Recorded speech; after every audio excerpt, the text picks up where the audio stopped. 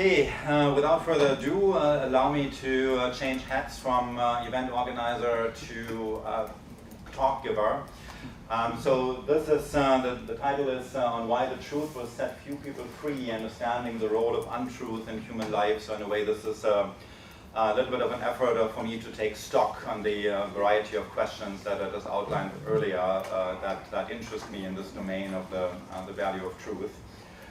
So here's the agenda. As far as a right to truth is concerned, I'm going to start talking a little bit by what is the lay of the land here, what is the question we are asking, what are the possible questions we could be asking here. Then I'm going to basically argue for two sides of a question that I will have then identified by then, why there really can't be a general right to truth, so the considerations that speak against that. But then also why there really needs to be one, right? So there's these competing considerations, and then at the end I will make a proposal for a standpoint from which one can actually recognize the intellectual force of these various considerations on both sides of this debate.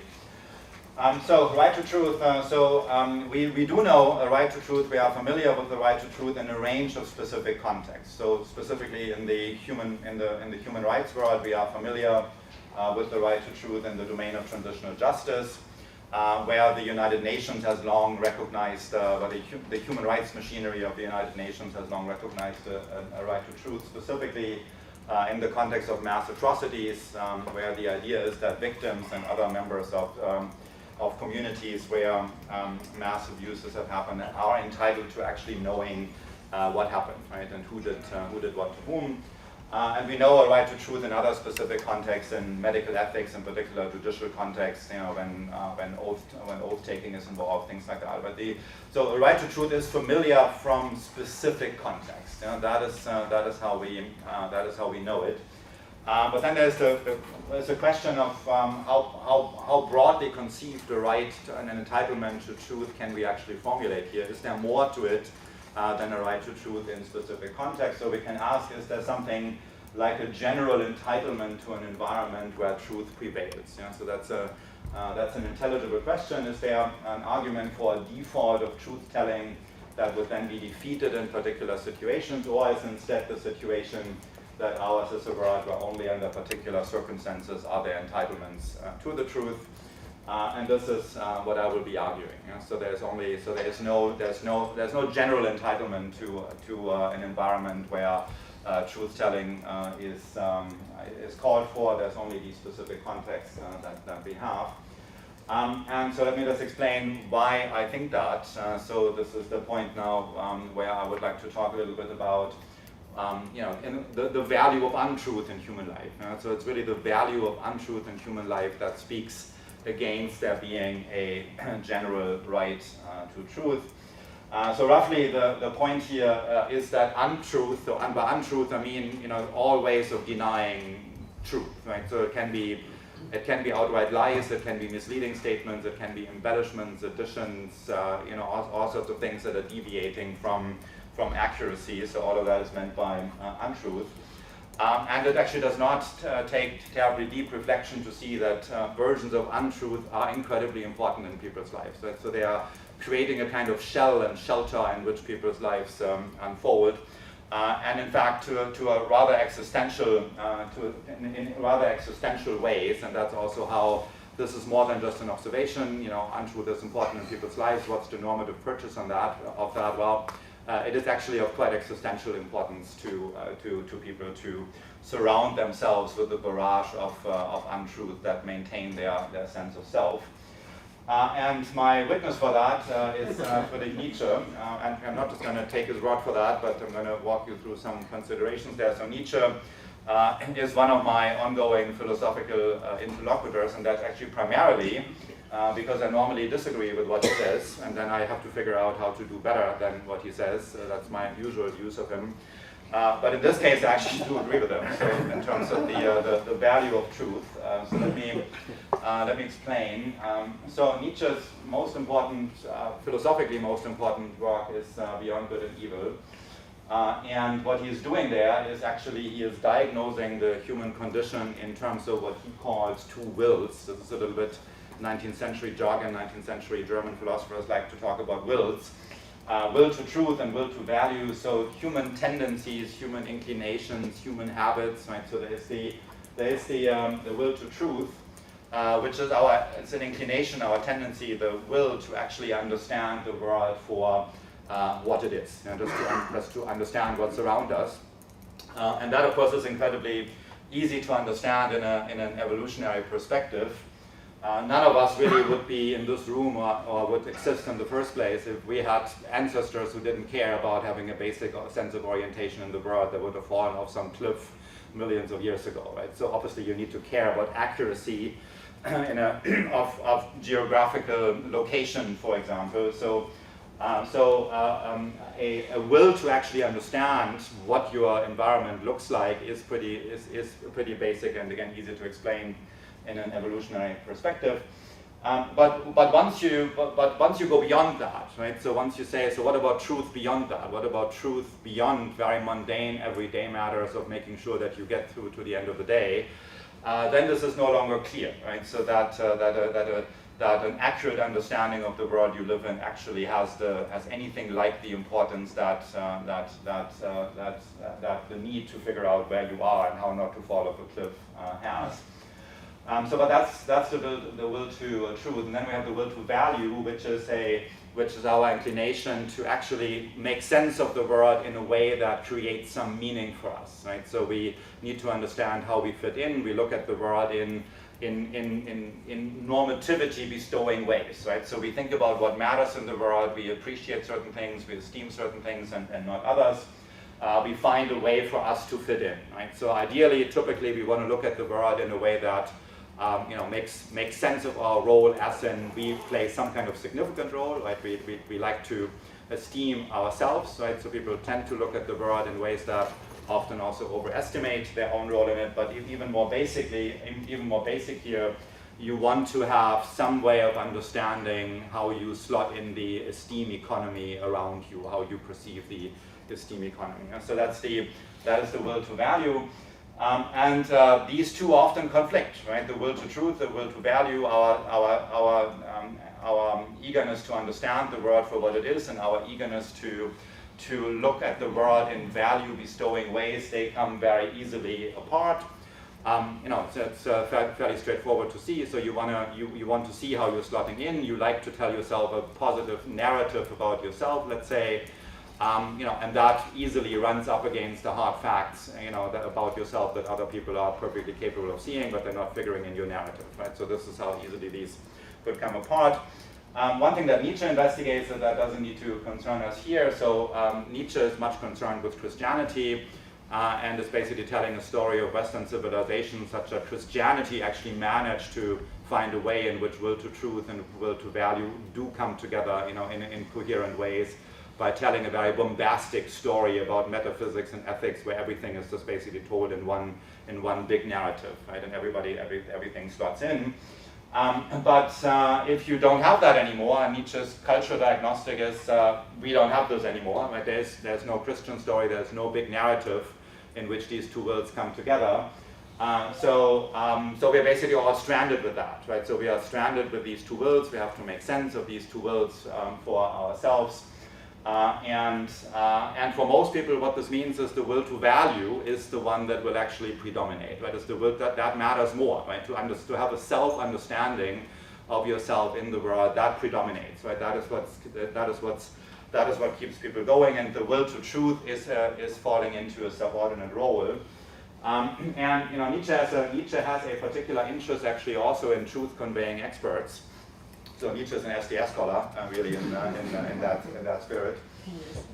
He isn't? Okay.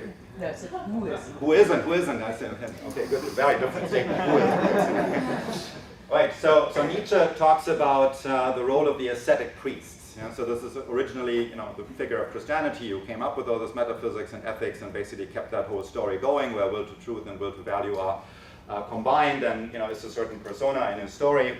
But once the whole Christian story is falling apart, and once we come to the realization that there is no good story to be told that bring these two worlds together, this figure, the ascetic priest, or the successors to that figure, they are still there and they need to be reconsidered, right? And so he's basically then talking about academics. He is talking about people like me, like many of you in the room. So for the typical person, the will to truth and the will to value fall apart, and it's the will to value that matters more, right? To see yourself in the world a certain way. Unless you're an academic and the search for truth is what you value, right? So the pursuit of truth is what you value. So in a way, then you bring these things back together. But that also means, in terms of the truth-conveying expert, it kind of creates a bit of a gap of understanding between the experts and the people we are supposed to be advising, right? Because we are making something the goal of our lives that for most people is not the goal of their lives, and so as academics, we would have a hard time understanding why not everybody is prioritizing truth-seeking the way we do. So then, in terms of this famous Bible verse, the truth is setting you free. Actually, only after I started meditating on that did I realize that Sheila had written about it extensively. On this, other people have too. This is a formulation, the truth will set you free, that has been intriguing to a lot of people. So if being set free is to be oriented in the world, it is not the truth that sets most people free. Right? It is something else. One interesting phenomenon in our society is, so I think this is probably a fairly general phenomenon. So what we can observe is, caring about the truth in this elementary way, right? Not falling off the cliff. That clearly is important in evolutionary perspective. Observation 1. Observation 2. We live in societies where truth-telling is actually rewarded, right? So there's a lot of hype around truth-telling, and everybody talks about the truth. The Bible says the truth will set you free, right? So we get a lot of slogans like that about how truth is important. That is why I think people are inclined to present whatever they're believing as truthful, right? They insist that that is the truth. They're inclined, they're tempted to talk about this as something true. Even though and there's fascinating psychological literature about that, the reason why people are believing these things, the ways they have come to adopt it, has absolutely nothing to do with the pursuit for truth, right? They have not come to adopt their beliefs because this is the result of what you find when you search for the truth. Instead, it is something, the truth language is applied basically as needed as the language that is appropriate in the typical context people are moving in to actually justify something. But what does set them free instead is to be in a group of in a certain like-minded company, whatever that would mean, right? To be in an environment of other human beings or whatever else is in that particular environment you are in, that gives you a basic orientation in life much beyond falling off cliffs, right? That you know who you are in life, that you see yourself playing a role in life, that you have a certain understanding of what the meaning of life, right? So meaning of life, but philosophers understand, how are you connected to things around you, right? How are you slotting in? That's the question of the meaning of life. And so having a context in which the meaning of life, that is provided, that's what's setting people free. And that has typically fairly little to do with the truth. And in fact, outsourcing reality to social networks is a genuine human characteristic, right? It does create meaning. It's what keeps literally people sane. But that, of course, also that makes sense of these phenomena that I've been talking about. Makes sense of the enormous prevalence of half-truths. So we are surrounded by half-truths. So people care. So there's this basic sense of caring about the truth, right? This, again, falling off the cliff scenario. So typically these stories and narratives that people telling themselves about their own lives, or the collective narratives that are being told about the group that they belong to, they're not completely misguided, right? So you can think here of anything from founding myths of countries to stories about great people who we literally put on pedestals, or their likenesses we put on pedestals. They're normally grounded in something, right? They're not completely invented. But then a lot of things are added to them, right? So half-truth, the narratives that we tell ourselves individually and collectively, are a collection of half-truth. And of course, one such collection, what came to Washington on January 6th last year, right? So there's something in the back. Yes, it's actually true that lots of votes were recorded at 2:30 a.m., coming in from who knows where in Wisconsin. So there's basic things, did this really happen? Yeah, that did really happen. But then there's explanations one sort, and there is embedding into bigger narratives of another sort, right? So a lot of half-truths woven together into a larger story with a lot of, mythical origins, ideas, and so that's, that's one example. But really broad religions generally function like this, right? So there's, they're identifying certain things that happened. They're identifying a lot of human wisdom, right? And so they are bringing together stories also with a lot of half-truth, right? So I think, with all due respect to religious people, I do not mean to lump them together, with these guys automatically. It's just an illustration as to the general importance of half-truth in human life. And again, these are the untrue components here. Might be outright fabrications, right? But they can also just be exaggerations, omissions, understatements, suggestions, illusions, distortions, misleading statements, all of the above. But all of that really is of existential importance to how people see themselves in life, right? Just to kind of keep going for many people, there needs to be the context in which you see a meaning for yourselves. And Nietzsche has a good quote on lots of these things. He would say people would rather will nothingness than not will at all, right? So the nothingness here is to believe in a paradigm. So he means Christianity by that. That is actually horrible for you to believe in. That's why he calls that nothingness. But people prefer that, to just not believing anything at all, because it actually gives them a context of meaning. And I think that to my mind is just also, as we think, especially we as academics think about truth and why do people not flock to it, just to have a basic sense of why actually it's a tough thing to ask of people, actually care about the truth. Well, for most people, again, if it's not what they make into the point of their lives, will possibly ask to give up what they have so far seen as meaning creating in their lives. And so for that reason, something like an entitlement to an environment where only the truth is told, I think is just an incredibly destructive thing to ask. And so that's the consideration as to why there can't be a general right to the truth. Then why there needs to be one. So there's many ways of arguing why there really needs to be a right to the truth. So anyway, this is now arguing from the other side, right? So one way of thinking about that is to draw attention, especially in digital context and digital life worlds, to the role of repetition. So the possibilities of repetition in that digital technology provides is one way of insisting on the importance of truth-telling, and therefore a consideration in favor of insisting that we really need to have a right to a truth-telling kind of environment. So repetition has gotten a lot of attention also in this context. Obviously, this is one thing that digital technology makes incredibly easy, right? So the copying of things, the sending around things, in any number of accounts. So that's why the effects of repetition the effects of repetition in digital life worlds. The possibilities of repetition in digital life worlds, I use that term to characterize the life context that we inhabit that are increasingly digitally shaped, the digital life world. So, and repetition plays an enormous role there. The possibilities of repetition play an enormous role there. So let me explain how that is actually a consideration in favor of the right to truth. So first of all, Trump is the master of repetition, right? And he actually, he articulates that also, right? He says, repetition is incredibly important. He is on record for saying that if you just keep saying the same thing, eventually people, even skeptical minds, will believe it, right? Because it becomes part of their reality that certain things are just like, you believe that the sun is rising every day because of repetition. It's always been this way, right? So that's, sense to signal, and somebody keeps telling you the same thing, right? So eventually people, if it just kind of, keeps coming, right? Then people believe it, and you should not. That's why you should never apologize, never deviate from anything, because then your pattern is broken, right? Just keep saying it and add happy cycles.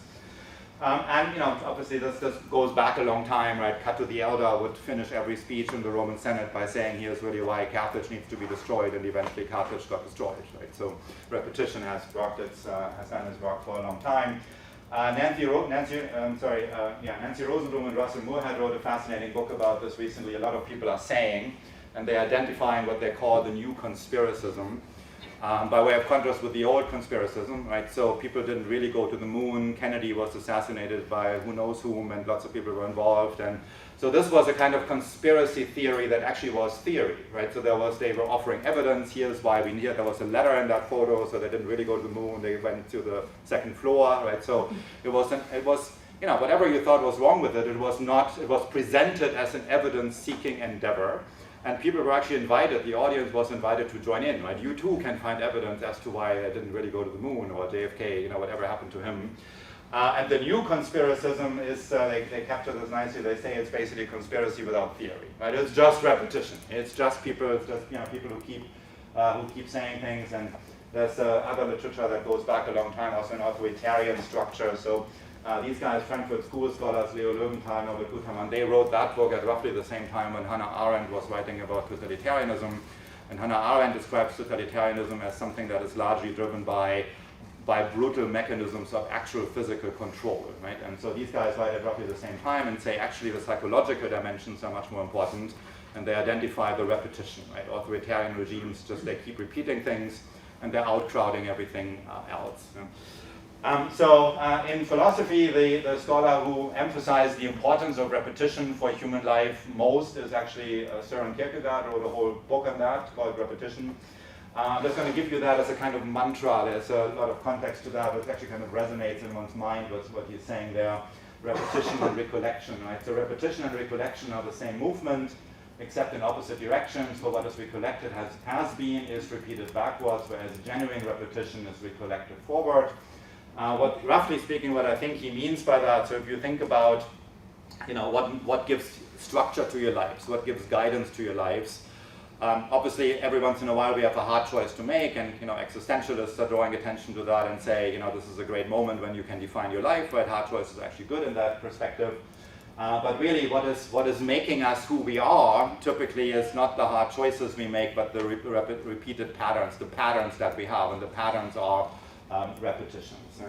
So repetition plays this literally self-defining role in lives, and Daniel Kahneman has picked up on that Kierkegaard theme and developed it as a psychologist, and distinguished these two kinds of self. Right? There's the experiencing self and the remembering self, and the experiencing self. Right now, you all have an experiencing self, but if you are listening to my voice right now, that is your experiencing self. And your remembering self is, how you see yourself, right? So how you put yourself in context, how you see structures. And then that is typically repetitions are coming in there, right? Who are you regularly, right? So that is the remembering self, so repetition is incredibly important there. And so this is why, so given this overwhelming importance of repetition in life, right, for structuring who we are, for structuring who ourselves are, that's why digital life robots, you can say this is in a way how they can be so pernicious, right? So they hijack your repetition processes, right? So repetition makes you who you are anyway, and then they say Trump's voice coming out and repeating these same things, so it's kind of hijacking your repetition patterns, with some pernicious, like the big lie of 2020, right? So the possibilities of these, the possibilities that come in digital life robots that come from that this technology brings in terms of hijacking processes of repetition that are life-defining, that is one strong consideration in favor of why we need a truthful environment, because in an environment where we don't have these possibilities for hijacking these repetition processes, they're just drowning us, right? And in junk, basically, literally. So now we have these two considerations both ways, right? So why untruth is incredibly important, speaks against there being a right to the truth, and then we have the pernicious possibilities of the bad kind of repetition taking over the remembering selves. One way of thinking about that speaks in favor of one. So one philosophical standpoint to sort this out from and give some recognition to both of these considerations is the public reason standpoint of the sort that John Rawls introduces. So public reason is a term that philosophers, especially those of us working in the Rawlsian tradition, use somewhat differently from how it's used in STS. So what Rawls does here is actually to my mind, one of the most important things that John Rawls, recent political philosopher, died 20 years ago this year. He introduces the standpoint as it's a way of thinking about pluralist democracies. So he says the fundamental problem of our times is that people are adherents to very different worldviews, or what he calls comprehensive moral doctrines. So think of various versions of Christianity, various versions of Islam or Buddhism, or a thorough atheism, right? These are all comprehensive doctrines. They are comprehensive, he calls them comprehensive because they tend to give advice to most life situations. So they're comprehensive in that sense. They also, since they are worldviews, they tend to come with metaphysical and epistemological underpinnings that not all reasonable people can be expected to believe. And it's quite essential that they have that. So if you are a believing Catholic, then part of the package you are getting is there's going to be a judgment day, right? That's a metaphysical view, right? That there is a place in the world writ large, where that's going to happen, and then there's various possibilities for life after death, right? So this comes with a metaphysics and then also epistemology, so ideas about how we know that not every reasonable person would believe. And so we have this broad range of comprehensive doctrines. And then in addition, Rawls says, so this is the reality of pluralist societies. People do believe in this range of different doctrines. So how can they live together? Because generally any two of those would be inconsistent. So if you are approaching this with a truth-telling mission, at most one in that whole field could be true, right? Everybody else will have to concede at some point. So you would not want to do that. So the public reason standpoint says, well, we can take the plurality of these comprehensive doctrines for granted, and we can still find a standpoint from which we can talk to each other as citizens. So we identify certain public values, public commitments that define citizenship, and that in a way form an umbrella story, an umbrella scenario under which people can then still be adhering to their respective comprehensive doctrines. And so what this presupposes is it's a lot to ask, actually, of adherents of comprehensive doctrines. So if you are a committed Muslim, you are being asked to accept that people who are not committed Muslims are not automatically irrational, they're not after you, they're not otherwise pernicious, that it is reasonable for them not to be Muslims, right? So you're accepting that it is reasonable of other people not to be Muslims. As a Catholic, as a Jew, as a Buddhist, you do the same, right? So you're not abandoning your own commitments, right? You're not saying, oh, what I say might not be right, might not be true. My religious elders might be wrong. You're not doing that at all. You're just saying somebody who is not committed to this is not automatically committing some intellectual flaw, right? So it's not automatically that. So you are exercising your religion in what Rawls would say in a reasonable way, understanding this about other people, that they look at the world differently. So the basic insight here behind that is over time people have inevitably interpreted the world very differently, and there's nothing wrong for them for having done that, right? So that's the basic observation. But then we should be able to live together as citizens anyway, and we talk about citizens in this umbrella way. There's public values that come over and above these comprehensive doctrines. So that is the public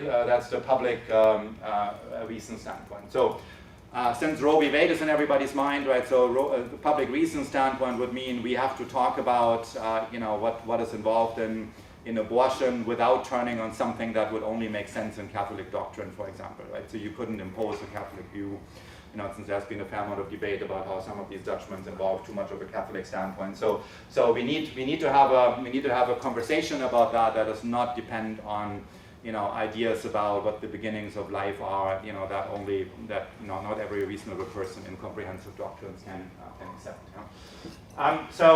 In terms of truth, the public reason standpoint now says this. The public reason standpoint says truth in public life actually needs to be understood very carefully and properly. So we cannot insist in public life on something like a general right to truth. So the comprehensive doctrines, religions and secular worldviews, we need to think of them. We can't approach them from a truth assessing standpoint, right? So we as adherents to different doctrines, we have to think about people who are adhering to other doctrines. Is it sensible for them to believe that? Is it, would a rational person, would a person of goodwill would a person whose cognitive capacities function properly, is it possible for them to believe that? And that's the question we're asking. We're not asking, is this true what they're saying? So we are suspending truth questions when it comes to worldviews. We're suspending them. We're saying in public life, truth is too divisive. Truth about big questions is too divisive. I mean, religious wars are literally fought over, people denying that, right? Saying, no, we have to have the truth all the way down, right? So, and here the point is, truth is getting suspended when it comes to worldview questions. And so, in that sense, this standpoint actually pays homage to the first point I was making, that untruth of sorts is playing too much of a role in people's lives. And so, that's why, speaking as then from a political standpoint, we need to suspend this kind of inquiry, right? So, accepting that, yes, we might think of that as untruth, but it's not automatically an unreasonable thing to do, right? We have to accept that this is what people do, and that there's inevitably different ways of interpreting the world. So in that sense, so we're suspending truth in that domain. Does this mean that the public reason standpoint can't talk about truth at all? No, it doesn't mean that. So you can still very much talk about truth in a kind of mundane sense. So you can, any mechanisms that we normally have, sorting out, how do you know that? Well, you go and look. How do you know that? You go and count. How do you know that? You use scientific methods. So the truth in the mundane sense, you can still practice from a public reason standpoint. You just can't theorize it, right? You can't talk about what makes things true, right? What is the world like overall for things to be true? So truth in this mundane sense is recognizable on the public reason standpoint. So for that reason, so what I've done now is I've indicated how the public reason standpoint gives credit to the first consideration that I had, right? The importance of untruth in people's lives. So the public reason standpoint can recognize that. So then one could say, should we maybe have something like a right to truth in some kind of restricted sense? Something like, there has to be a right to truth-telling when it comes to matters in the public domain and public discourse. So something like that is recognizable and is an intelligible position on a public reason standpoint, or to say that, a limited right to truth. To my mind, we should still not actually think this way. So in that sense, I'm actually coming out against, it's a horrible thing to say, so please understand it properly. I'm coming out against the right to truth, but very much for championing the value of truth in public life. And so the distinction is this. So if you actually say we have a right to truth in the public domain in this mundane sense, right, that we can insist on truth-telling, about election results, say, the big lie, right? So is there a right to truth against that? So let's say you formulate that as a right to truth, then this would mean, what this really, then we have to think about what this actually would mean once we spell it out, right? So if somebody repeats that, somebody repeats Trump's big lie, can we go after them and pursue them? Is this an individual entitlement that we as individuals have against other individuals? That is what a right is, right? So I as an individual have an entitlement against other individuals. That is what the right to truth is in transitional justice, right? That I as a victim or as a family member of a victim, I specifically, because of my connection to this event, I have an entitlement that something be revealed to me, right? So it makes perfect sense there. But when we talk about the public domain, that doesn't seem to be quite what the issue is, right? So what's going wrong with the public domain is not that my individual entitlements to the truth are violated, but that the value of truth in the public domain as such is not respected. So that what this means. So if you insist on the importance of the value in truth in the public domain, but you are speaking against the right to the truth, then what this would mean is we can still champion for laws, for example, that are against public incitement, right? So you can still say, being a person, a public persona, constantly repeating lies, that should still be, I think there should be laws against that, right? The law should be strong enough to do that, out of respect for the value of truth, right? But it's not captured the right way by saying there is a right to the truth, again, because then you're coming down to this nitty-gritty that it's about individuals being violated who could go after other individuals, and that doesn't seem to be the point, right? The point seems to be that the public sphere as a whole is being violated here. The value of truth needs to be respected, and we need to think about educational measures and legal measures to keep the public sphere safe for truth-telling and not invadable through public personas repeating untruth constantly. Yeah? So what this means is, what the public reason standpoint actually gives you in terms of the value of truth and rights to truth is actually something, to my mind, quite sensible. So the public reason standpoint acknowledges the enormously importance of untruth in people's lives. Yeah? So again, comprehensive doctrines are stories, right? They're narratives. You know? So if you want to talk about that without talking about truth, untruth, they're narratives, right? So we tell ourselves stories about ourselves, collectives tell themselves stories, and they're narratives.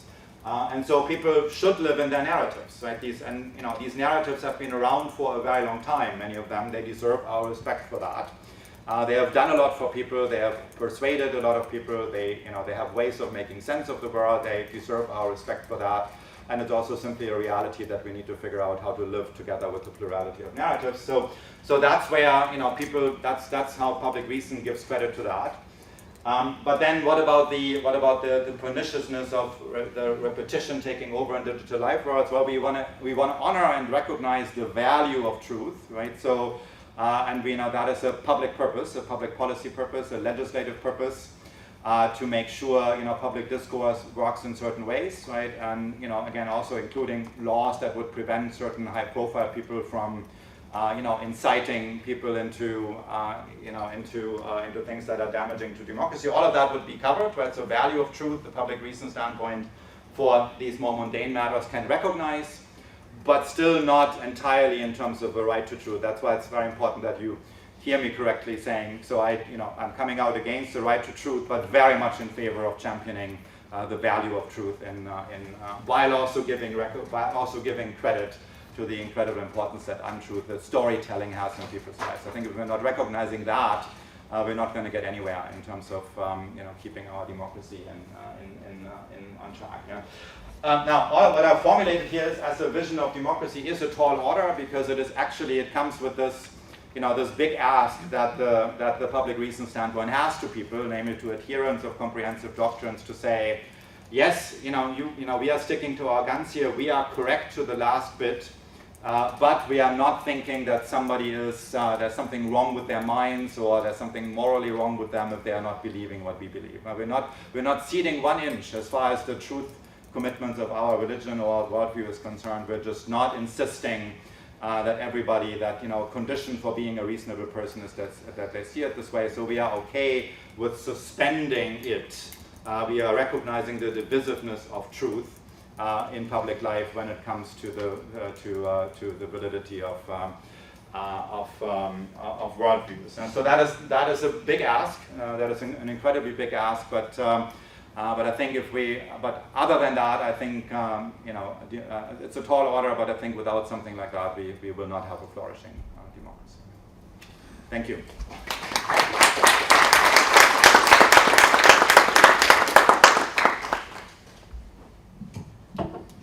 And now I'm eager to hear your thoughts.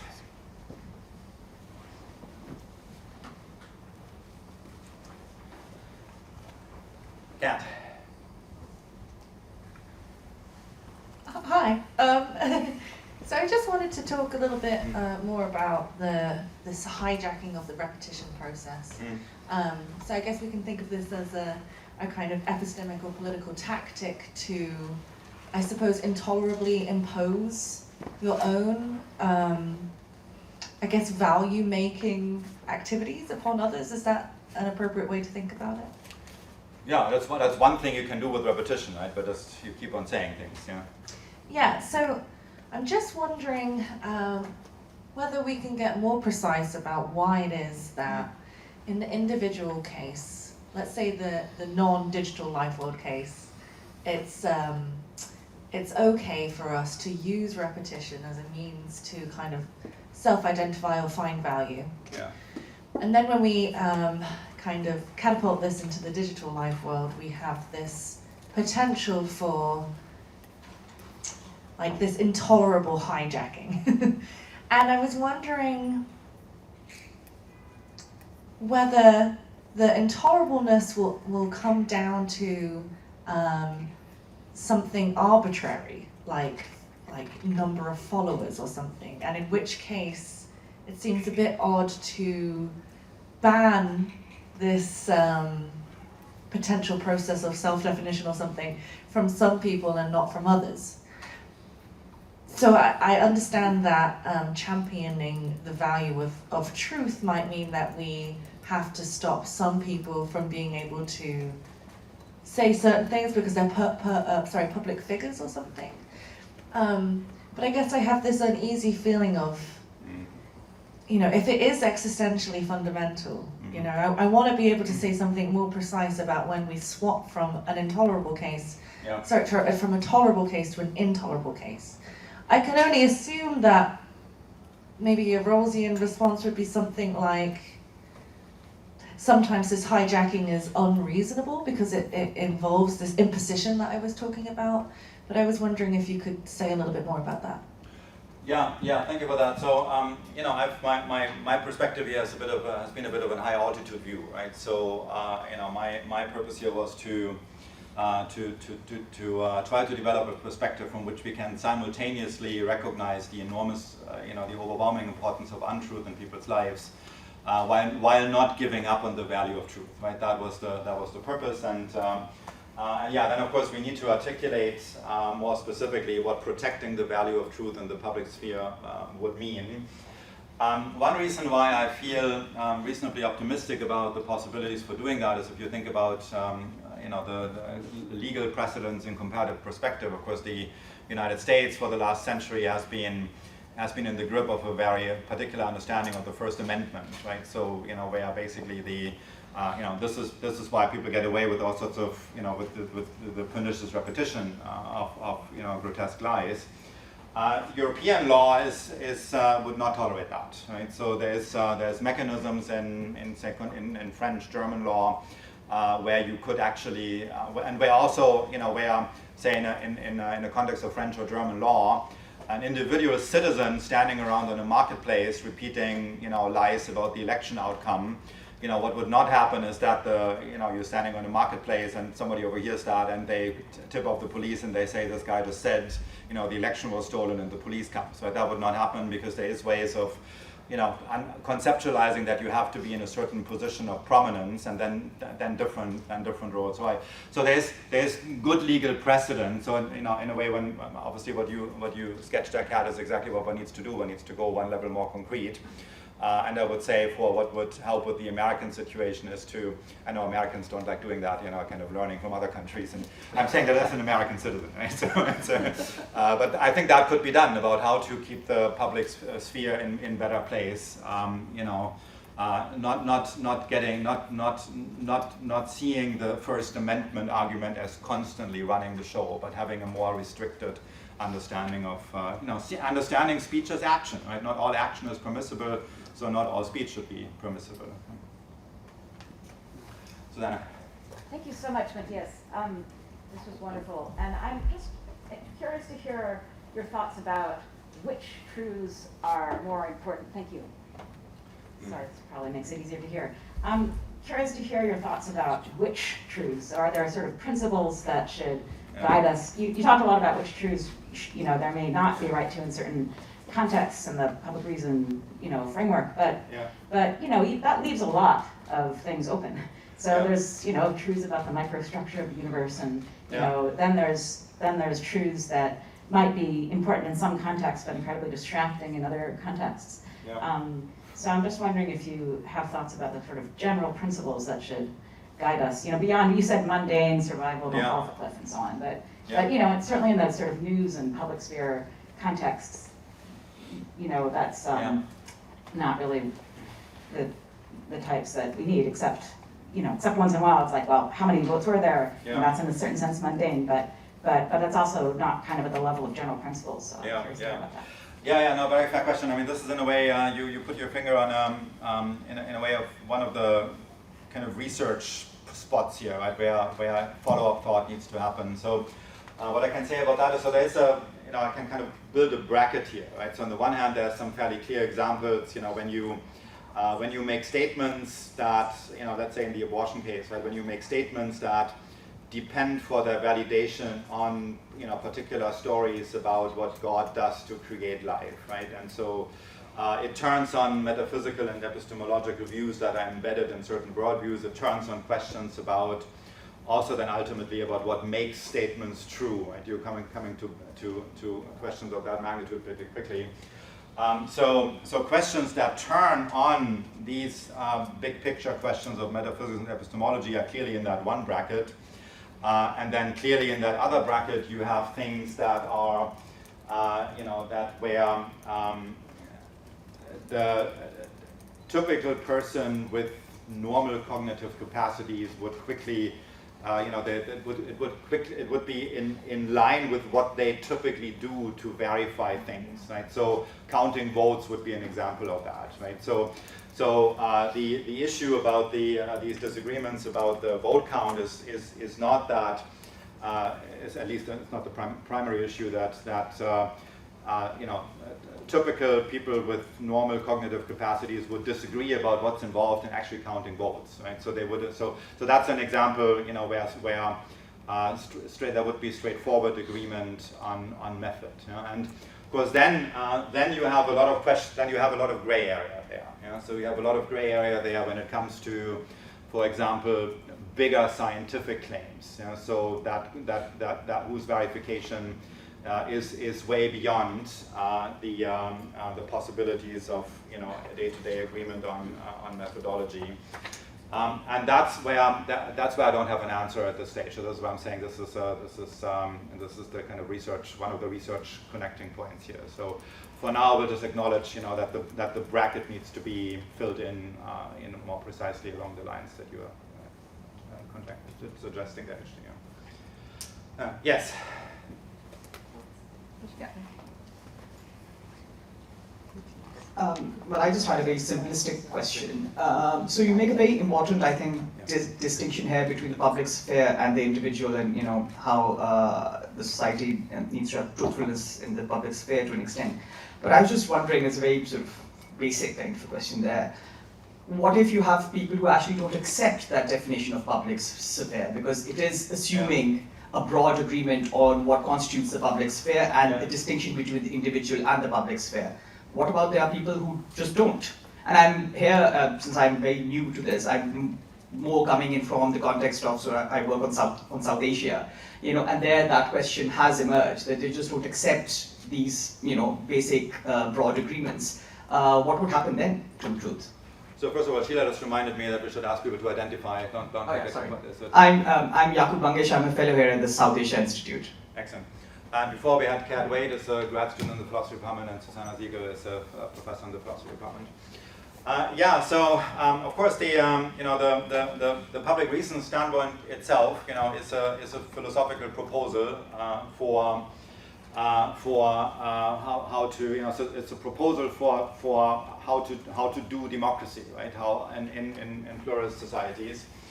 And your question leads in lots of directions also.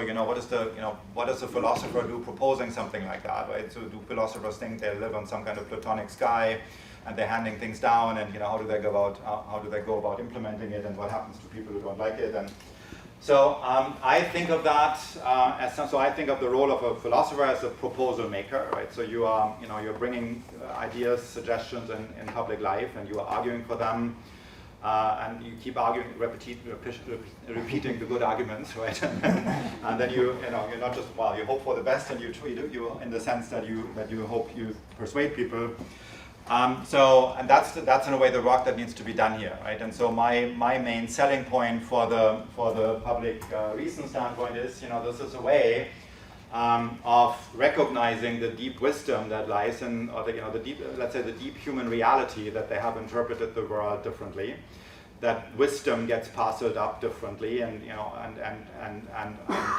thrown in with understandings about the world, and that it is that the best way for us to live in a free society And really the only way to live in a free society is that we acknowledge that, right? So you can have your way of doing things and I can have my way of doing things. And the key for that is that we recognize that there's nothing wrong with each other for being in these. So what happens with people who don't see things that way? Well, for now, in a way, since we are so far from being this, from that being the reality that we face, it's not like there's these few holdouts of groups who, dissent. For now, in a way, that the task that I see is much more basic to actually try to persuade people of the general plausibility of this vision. So that's where I'm with the practicalities of this. Sheila? Thanks, Mathias. It's a really rich and interesting talk and lots of possible conversation points. But in a way, from the last question that was asked, to some degree you're sidestepping what counts as being in the public sphere and what counts as being in the private sphere. And given, the events of the last 48 hours, this is a very live issue in the American polity. So you can say, okay, religion is one of those things that you should keep out because people disagree on various fundamentals, but if religion is closely coupled to when something enters the moral community or not, and, and once it does, then it gets into the public sphere. I think the point of the last question was about boundary drawing between the public and the private, and to some degree, I think this relates to Susanna's question as well. So I think that's the place where the lack of a fundamental agreement may be a deep problem, and so I wonder what you as a neo-Rawlsian would do about that. So that's specifically the drawing the line between the public and the private. Again, this is so my purpose here was to answer a certain high altitude question about possibilities of combining standpoints in the first place, right? So in a way, my opponents here are people who are saying, on the one hand, people who are saying, well, the role of untruth in life is so overwhelming, in a way that's I guess Nietzsche could say that actually Nietzsche, so that I do disagree with Nietzsche on that point actually. The value of truth is so limited for people that even thinking of something like a public sphere where value of truth can be articulated somehow is committing some kind of intellectual error, or at least it's never going to work, right? And I think I want to say this is neither committing an intellectual error nor is it clear that it will never work. And so that's one kind of opponent. And the other kind of opponent is then people who say, well, no, actually, we need truth all over the place. Right? We need to insist on truth, and we need to, Iris Murdoch in one of her novels writes somewhere, seeing reality as a task. It's a very hard thing to do, and so we could say, that task is something everybody needs to take on, right? So you need to see the truth. You need to see, reality. That's another kind of opponent. And to that opponent, I would say, well, actually, that's way too much to ask. It's way, way, way too much to ask. That people actually are questioning themselves in such a radical way. So I'm dealing with those opponents here, fully understanding that you can in a way press your point there, Sheila, and say the devil at the end of the day is in the details. I completely acknowledge that is one devil I have yet to face. Let's have one more question, then we should. Yes, please, in the back.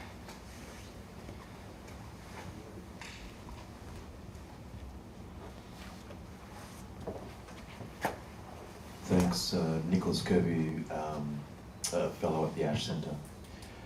My question is about to whom the right is owed. So one thing about rights typically is that we can waive them. So you might owe me something as an entitlement, and I say, nah, it's all good, you can just carry on with doing that. So we could set up a club, and it says, all right, you might all have the right to truth, but in order to enter this club, you have to waive that right. And everyone says, yeah, that's great, I love being that club, we'll waive that. And I'm going to call that club Facebook. So, what pressure does that put on your argument?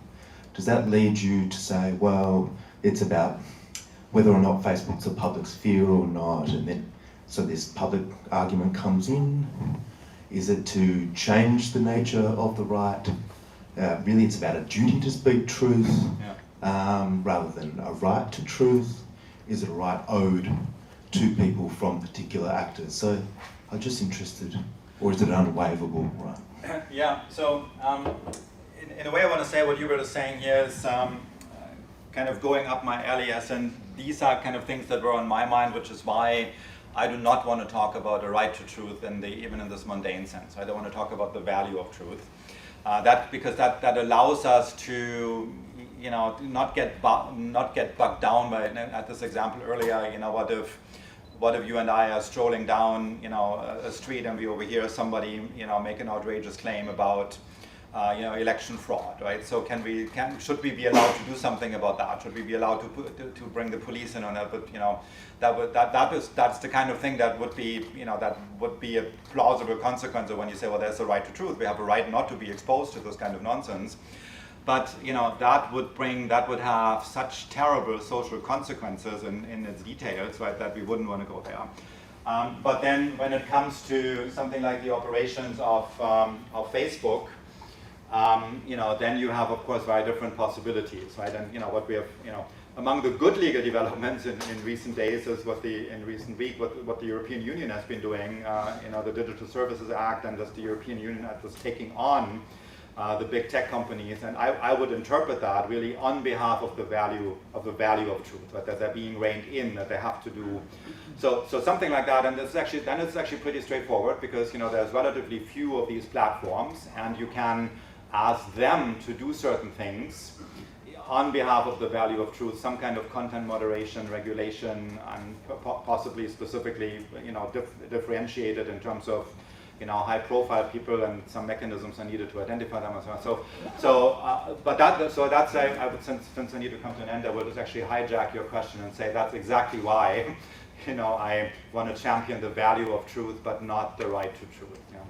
That's the spirit of that. With that, I thank you for your attention, and we're going to continue in 5 minutes with Joan Donovan. Thank you.